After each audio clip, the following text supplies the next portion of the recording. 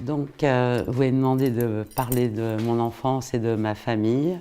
Et en fait, pour commencer, je pourrais dire que je suis née dans une tribu, puisque je suis le 9e enfant d'une fratrie de 13, ce qui était déjà assez inhabituel en France à mon âge. Et en plus, j'ai vécu dans la vallée de Chevreuse, très très libre, sur un très vaste territoire, puisqu'en plus de notre jardin qui était assez grand, on avait accès à la forêt qui était juste limitrophe et au jardin de nos voisins qui n'avaient pas de barrière. Donc c'est une enfance un peu particulière qui a pu peut-être me rapprocher des gens que j'ai fini par étudier, d'autant que vous m'avez demandé de parler de souvenirs de jeunesse, et moi dans mes souvenirs, ce que j'aimais plus que tout, c'était de grimper aux arbres, et je m'installais tout en haut pour chanter, rêver, etc. Donc j'ai eu la possibilité de vivre mes premières années très très très libres à l'extérieur essentiellement, parce que je ne suis pas allée en classe avant l'âge de 6 ans. Et donc, alors pour préciser un peu mon milieu familial, donc mon père était au départ chercheur en éthologie et il a fait sa thèse sur l'agressivité chez les abeilles. Et puis après, il s'est intéressé aux questions de pollinisation très tôt en fait, alors que maintenant c'est un sujet dont on parle beaucoup. Et il s'est orienté vers la protection de l'environnement et puis il a été très actif pour la création des parcs naturels. Il a présidé le programme UNESCO Man and Biosphere. Il a contribué à réintroduire le lynx en France. Voilà, du côté de mon père. Et ma mère, c'était donc un peu l'opposé, puisqu'elle elle a quitté l'école très jeune et elle avait horreur de l'école. Par contre, c'était quelqu'un de très très inventif, très créatif. Elle a eu envie d'avoir énormément d'enfants, comme vous pouvez le constater. Et on avait aussi beaucoup d'animaux, pas que des chiens, des chats et des poules, mais on a eu des hôtes improbables, des crocodiles, des singes, etc. C'était quelqu'un qui aimait beaucoup les arts, donc elle jouait du piano, elle chantait, elle sculptait la pierre, et puis un peu plus tard elle s'est mise à peindre, à faire des pastels. Et parallèlement, elle travaillait énormément dans le jardin, puisque c'était une sorte de champ de ronces au départ quand j'y suis née. Et donc, je l'ai toujours vue biner, terrasser, construire des murs, percer des murs. Et bien, j'ai eu la chance d'avoir un apprentissage en fait assez proche de celui qu'on peut voir par exemple dans les moyennes montagnes, avec une mère qui m'a toujours associée à ces activités en nous confiant des outils, même très tranchants, depuis que j'étais très petite. Sinon, dans mes souvenirs de jeunesse, à part courir dehors et grimper dans les arbres, ce que j'adorais par-dessus tout, c'était écouter des histoires et lire par personne interposée, puisque ma mère faisait toujours une pause au milieu de la journée où elle nous lisait des livres, des histoires. Alors moi j'aimais particulièrement les contes de Perrault, Andersen, Grimm. J'ai eu la tête remplie d'histoires de ce type dès ma petite enfance. Mais souvent, puisque nous étions nombreux, et c'était plutôt ma sœur âgée de 4 ans plus que moi qui décidait des choix, eh bien, elle nous lisait des choses que je ne comprenais pas nécessairement. Enfin, il y avait beaucoup de mots qui m'échappaient et il y avait ce mystère que j'aimais beaucoup aussi, avec notamment quand elle lisait La Comtesse de Ségur avec ses mots russes, etc. Donc finalement, j'ai apprécié la littérature avant même de savoir lire, hein, grâce à elle. Et en fait, je me souviens même pas exactement à quel moment j'ai appris à lire. Ce qu'il y a, c'est qu'à 6 ans, en arrivant à l'école, je savais déjà lire, hein. Et donc, il y avait toute cette partie qui était assez structurée. Et puis, le soir, quand on s'endormait dans le noir, ma mère nous inventait toujours des histoires à épisodes avec les mêmes héros qu'on adorait. Et je me souviens encore de certains épisodes en entier, quoi. Donc, et puis parfois, donc, quand ma mère avait d'autres occupations, du coup, c'était mon père qui nous lisait, qui nous inventait, nous racontait des histoires qu'il tirait en fait de contes traditionnels bretons, puisque lui, il avait passé son enfance en Bretagne, donc dans les années 20. Et là, c'était des histoires toujours terrifiantes, horribles, qui se passaient dans les cimetières avec le diable, l'encou. Et j'en ai gardé une grande peur du surnaturel, de l'obscurité. Et ça aussi, c'est quelque chose, en arrivant au Népal, je me suis aperçue que finalement, j'avais été élevée d'une façon assez proche, puisque ces groupes sur lesquels j'ai d'abord travaillé, qui ont longtemps été appelés des tribus guerrières, sont des gens mais qui n'hésitent pas à traverser des parois vertigineuses, à aller se battre s'il le faut, mais quand la nuit vient, on les voit tous se serrer en randonnion pour se coucher, car ils ont très peur de l'obscurité et de toutes les présences surnaturelles qui surgissent alors. Donc voilà pour mon enfance. Et donc j'ai commencé ma scolarité à 6 ans dans une école primaire avec des enseignants, très vieille école. Et en fait là, j'ai fait peut-être ce qui est le plus marquant pour moi, c'était l'expérience de la violence institutionnelle. J'ai été en fait sidérée. Je ne pensais même pas qu'il existait des adultes aussi méchants. Alors, ça s'est très peu appliqué à moi, mais il y avait beaucoup de sévices corporels, de gens auxquels on tapait sur les doigts avec des règles, que l'on mettait au coin, qu'on humiliait. Et en fait, du coup, je me suis toujours mis un peu en retrait, hein, vis-à-vis de l'institution scolaire. Alors bon, j'avais aussi ma mère qui elle-même n'avait pas aimé l'école enfant et qui avait arrêté assez vite. Et en fait, on peut dire que ça a un petit peu continué pour la période du collège. Enfin, bon, bien sûr, ce que j'ai apprécié, c'est les camarades, et puis à partir du collège, la diversité des enseignants, etc. Mais c'est vraiment qu'à partir du lycée que j'ai commencé à vraiment être attachée à certains enseignants que j'ai trouvé beaucoup plus passionnants, les professeurs de français, de philosophie et même de mathématiques. Dont j'ai pu vraiment apprécier la pédagogie et je leur suis encore, je suis redevable de l'ouverture d'esprit qu'ils m'ont apporté, notamment des professeurs de français qui dès la seconde en fait nous initient un peu à la philosophie, à l'anthropologie. Et en fait c'est à cet âge-là, à l'âge de 15 ans, que j'ai décidé que je serais anthropologue, en ayant lu juste avec le prof des extraits de Triste Tropique. Mais parce que, en fait, depuis que je suis née, je me suis toujours dit qu'il fallait que je décide ce que j'allais devenir. Et donc, au tout départ, j'étais quand même entourée par un monde où il y avait des artistes, mais aussi pas mal de savants. J'adorais l'immense bibliothèque de mon grand-oncle, où il y avait une petite porte dérobée dans les livres qui permettait d'accéder à un laboratoire. Voilà, tout ça, c'était mystérieux et fascinant. Et donc, dès l'enfance, je m'étais dit que je serais savante. Et je m'étais fait donc moi-même un petit laboratoire de biologie. Et puis, bon, en fait, l'anthropologie a commencé à me passionner à l'âge de 15 ans et j'ai eu la chance en fait d'avoir un copain du lycée qui, pour gagner de l'argent l'été, à Gif-sur-Yvette, travaillait dans ce qui s'appelait, je crois, le magasin du livre du CNRS. C'était un entrepôt des livres du CNRS. Et comme il savait que je m'intéressais à l'anthropologie, pour me plaire, il écornait des bouquins et qu'après il pouvait sortir en montrant qu'ils étaient abîmés.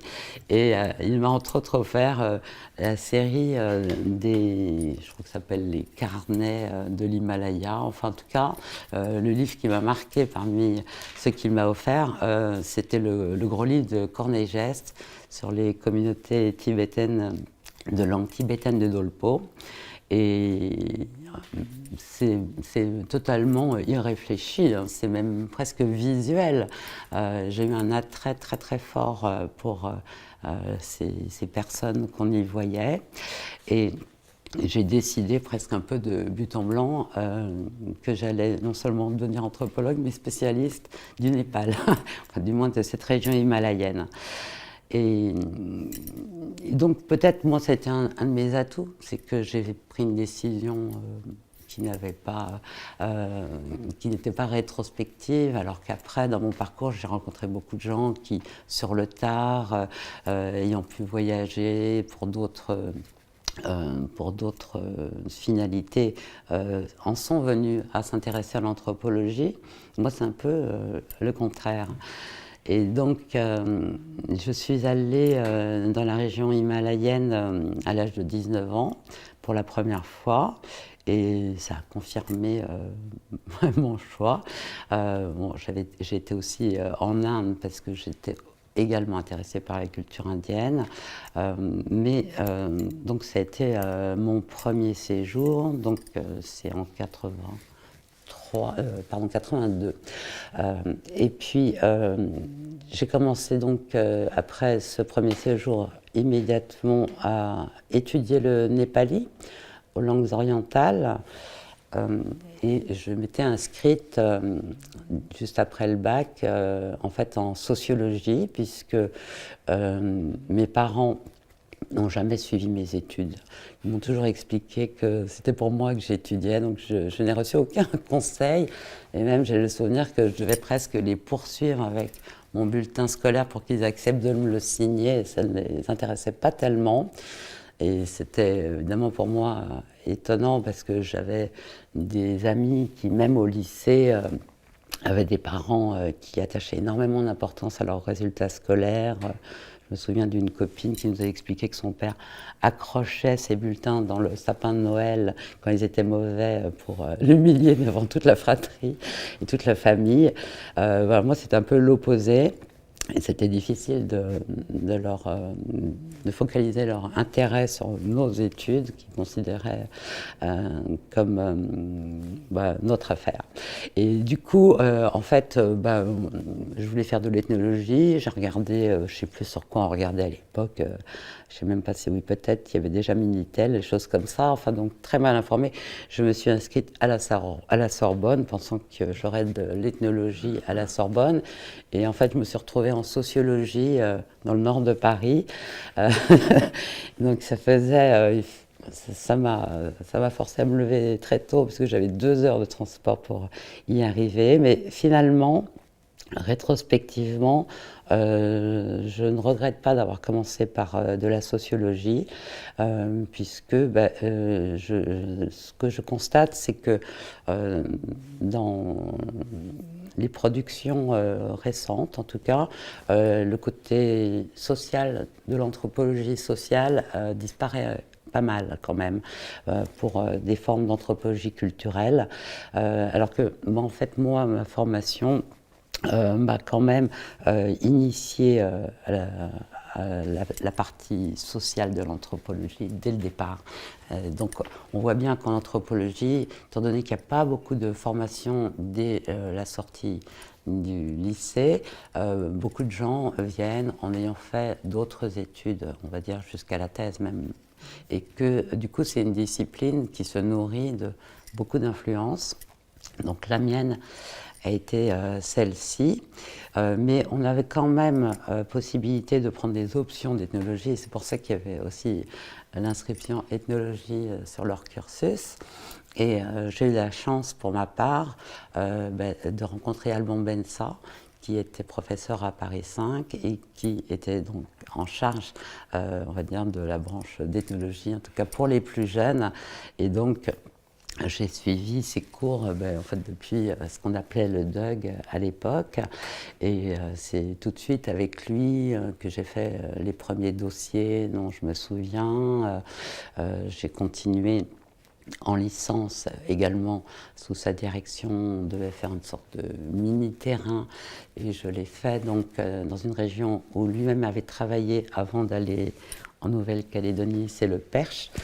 Et donc il faisait parfois des stages avec les étudiants, mais en fait les années où moi j'étais sous sa direction, on va dire, même si j'étais très jeune, il n'en faisait pas. Donc on était bien sûr guidés par ses conseils, mais voilà, j'ai travaillé à l'époque sur un milieu tout à fait passionnant, des gens qu'on appelle les émondeurs, qui grimpent dans les arbres, justement, comme moi quand j'étais petite, et qui vont couper les houppiers avant que les bûcherons n'abattent la bille, c'est-à-dire le tronc de l'arbre.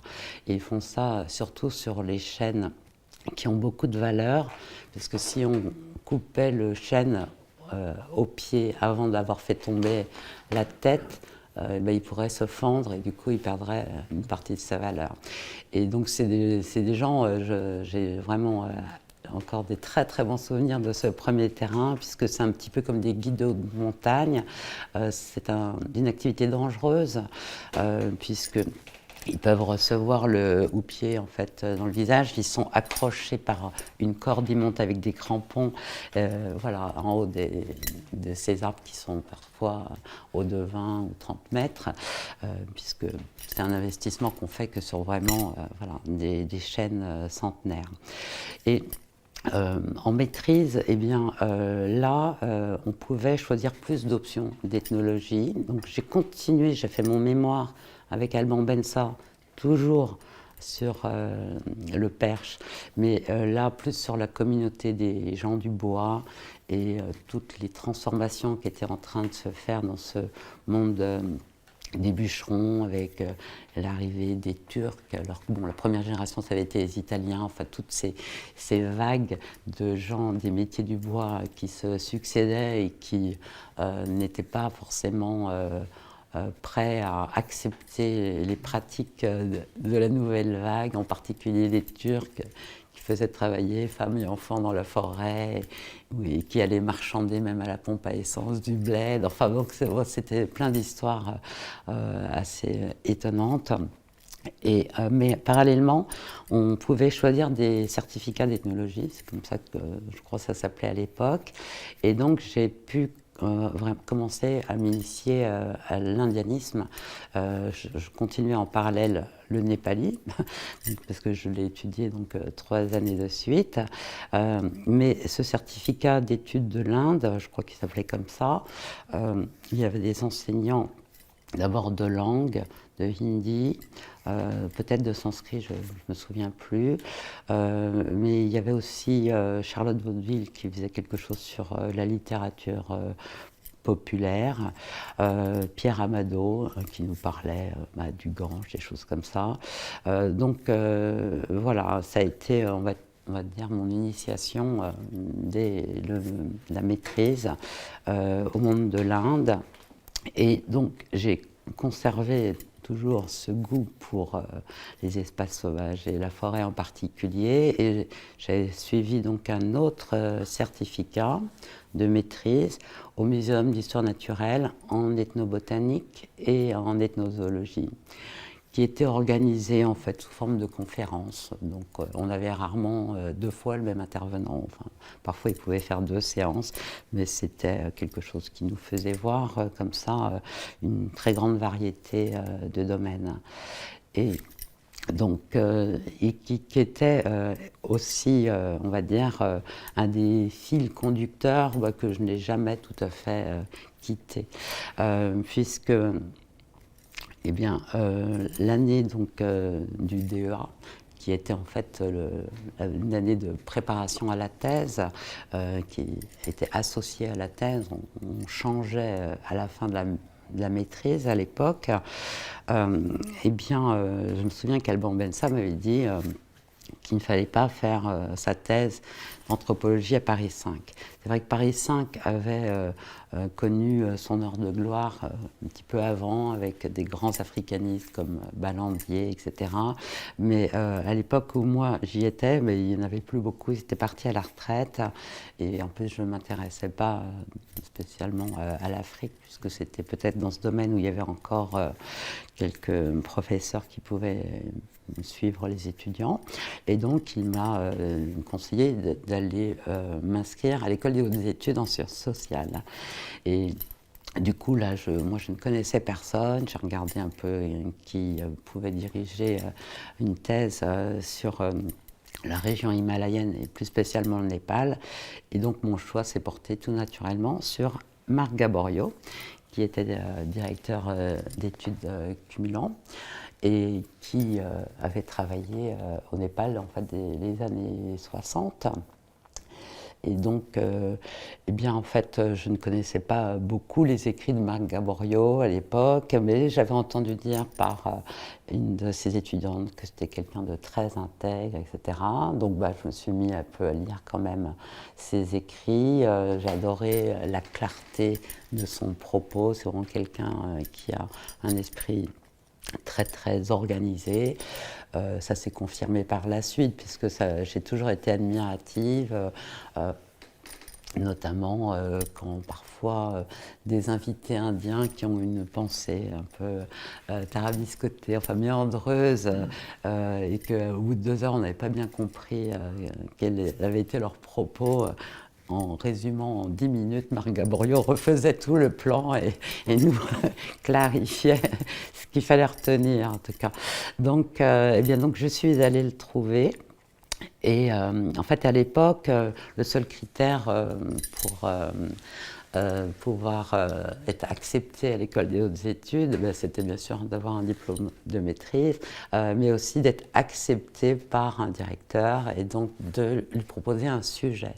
Donc c'est vrai que ça, selon les disciplines, il y a beaucoup de différences, puisque bon, certaines disciplines, par exemple mon mari qui est en maths pure, évidemment, même en thèse, jamais on demandera à un étudiant d'élaborer lui-même son sujet, puisqu'il en a en fait aucune idée de ce qu'on doit faire dans ce domaine-là.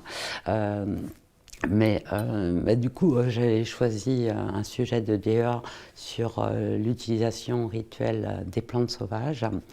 Et donc, ça a été accepté par Marc Gaborio et je l'ai fait donc à partir de la littérature, puisque je ne voulais pas faire de terrain avant d'avoir un très bon niveau de langue. Donc, j'ai poursuivi l'étude du népali et ça m'a permis aussi de lire toute une littérature, alors surtout en fait sur les rites hindous. Ce DEA, eh bien, je pensais le prolonger en travaillant sur ce même sujet en thèse sur le terrain. Et finalement, donc, ça a conditionné le choix du village où je me suis installée pour ma thèse. Mais donc ça, je vais vous en parler quand je vais vous parler de ma thèse. Mais donc, à l'école des hautes études, à cette époque-là, Marc Gaborio, donc, il est toujours, était associé au Centre d'études de l'Inde. Et lors de mon DEA, j'ai été suivie en plus de lui qui avait bifurqué, puisque en fait, quand il m'a suivi, il ne travaillait plus du tout sur le Népal, mais sur les musulmans à Delhi au XVIIIe siècle. Donc finalement, il s'était pas mal éloigné et de l'anthropologie et du Népal, mais justement, il était vraiment très content qu'il y ait d'autres personnes qui prennent la relève de ce qu'il avait passionné pendant plusieurs années. Mais donc j'ai eu aussi la chance d'être encadrée par Marie-Louise Reinisch, qui faisait un séminaire à l'école pratique peut-être, mais enfin, qu'on pouvait valider, en tout cas pour le DEA, et qui le faisait en fait avec Henri Stern, qui lui était spécialiste du Rajasthan. Marie-Louise Reiniche, elle était spécialiste de l'Inde du Sud, donc c'était un petit peu plus éloigné. Mais ils ont passé beaucoup de temps à m'encadrer et à me faire des exposés, en fait, toute seule pour eux deux, notamment sur Homo hierarchicus de Louis Dumont, qui a été quand même vraiment, je pense, l'ouvrage qui était le plus marquant encore à l'époque, même s'il avait été publié à la fin des années 60, 66 je crois. Il planait encore dans le centre d'études de l'Inde, sa présence, même s'il n'était plus véritablement présent, il n'était pas encore décédé, mais il y avait vraiment deux écoles, ceux qui avaient été ses élèves favoris et ceux qui s'étaient insurgés contre sa toute-puissance. Et Marc Gaboriau faisait partie de la seconde catégorie. Toujours est-il que c'est vrai que lire un ouvrage aussi incroyablement bien structuré, pensé que Homo hierarchicus est quelque chose de tout à fait frappant pour un jeune qui débute l'anthropologie. Et bien sûr, les thèses sont très fortes, très construites. Elles étaient déjà pas mal critiquées à l'époque, notamment par les anglo-saxons, et en fait notamment par tout un courant venant de l'histoire. Et donc des gens qui opposaient à ce modèle d'une hiérarchie basée sur les valeurs, cette hiérarchie du pur et de l'impur, l'idée que en fait la société de caste était plutôt concentrique autour dans ce qu'ils appelaient les petits royaumes, avec des exemples tirés en fait d'anciens petits royaumes de l'Orissa ou bien du centre de l'Inde. Et moi, j'ai gardé toutes ces thématiques en tête, et bien sûr ce qui m'apparaissait, c'est qu'au Népal on avait ce double intérêt d'avoir un royaume hindou. C'est-à-dire que là, on était dans du vivant, on n'avait pas besoin d'avoir recours à l'histoire pour voir précisément l'imbrication de ce pouvoir royal et de cette hiérarchie verticale basée sur la distinction du pur et de l'impur.